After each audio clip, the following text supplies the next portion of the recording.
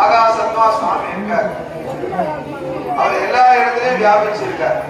எங்கெல்லாம் நின்று நாம சுவாமி வேண்டுமோ உடனே அங்க நமக்கு ததாஸ்துன்னு வரங்களை கொடுக்கிறார். அப்படி தெய்வங்கள் எல்லாம் பாத்தீங்கன்னாக்கா அருளாட்சி தான் செய்வாங்க, அனுகிரகம் தான் பண்ணுவாங்க.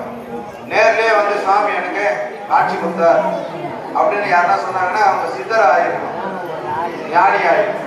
அப்படி இந்த இடத்துல 30 கோடி தேவர்களும் இந்த இடத்துக்கு வராங்க. திருக்கல்யாணம்னாலே கும்பாபிஷேகம் ஆயிடுச்சு. இப்ப இவ்வளவு பேர் நம்ம இருக்கோம்.